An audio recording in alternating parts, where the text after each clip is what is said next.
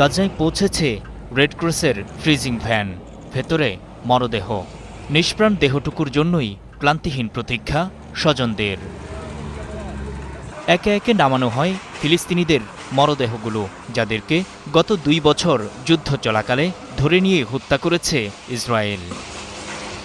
গত 10 অক্টোবর যুদ্ধবিরতি কার্যকরের পর এখন পর্যন্ত বন্দী ও জিম্মি মুক্তির শর্তানুযায়ী জীবিতদের পাশাপাশি মরদেহও ফেরত দিয়েছে হামাস ও ইসরায়েল। সেই সুবাদে গত মঙ্গল, বুধ ও বৃহস্পতিবার এই 3 দিনে মোট 120 ফিলিস্তিনির মরদেহ ফেরত দিয়েছে দখলদাররা।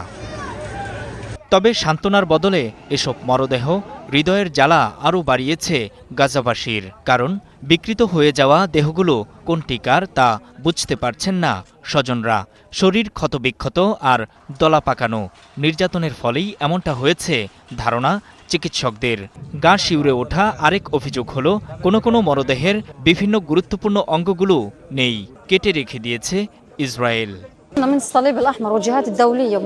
শহীদদের এখানে আনা হয়েছে, কিন্তু আমরা জানি না তারা কারা, কারণ ইহুদিরা তাদের উপর নির্যাতন করে চেহারা ও শরীর বিকৃত করে ফেলেছে। আমার স্বামীর মরদেহ এখানে আছে কিনা সেটাই খুঁজছি। স্বজনদের অভিযোগের সত্যতা মিলেছে ফরেনসিক রিপোর্টেও। 120 মরদেহের ফরেনসিক পরীক্ষায় বেরিয়ে এসেছে নির্যাতন ও অঙ্গচুরির তথ্য।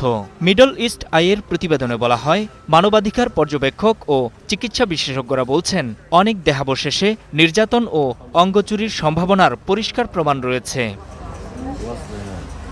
গাজার প্রশাসনিক দপ্তর জানিয়েছে, সরকারি পরীক্ষায় দেখা গেছে বেশিরভাগ ফিলিস্তিনির মৃতদেহে পদ্ধতিগত নির্যাতন, উন্মুক্ত স্থানে মৃত্যুদণ্ড কার্যকর কিংবা পিষে ফেলার ইঙ্গিত রয়েছে। চুক্তি অনুযায়ী যাদের জীবিত ছেড়ে দিয়েছে ইসরায়েল, তাদের বর্ণনায়ও উঠে এসেছে বর্বরতার চিত্র।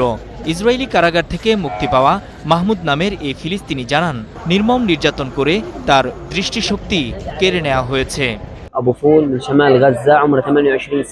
ইসরায়েলি সেনাদের নির্যাতন সহ্য করতে না পেরে আমি অজ্ঞান হয়ে যাই। এর প্রায় 2 ঘন্টা পর যখন জ্ঞান ফেরে, তখন থেকে আর কিছুই দেখতে পাই না। এদিকে গাজার খান ইউনিসে ইসরায়েলি জিম্মিদের মরদেহ খোঁজার কাজ চলছে। চুক্তিতে 28টি মরদেহ ফেরত দিতে চেয়েছিল হামাস, কিন্তু এখন পর্যন্ত 10টি ফেরত দিতে পেরেছে। গোটা উপত্যকার প্রায় সব ভবন ধ্বংস হয়ে যাওয়ায় অবশিষ্টদের মরদেহ পেতে সময় লাগছে বলে জানিয়েছে সশস্ত্র সংগঠনটি। নূর মোহাম্মদ, স্টার নিউজ।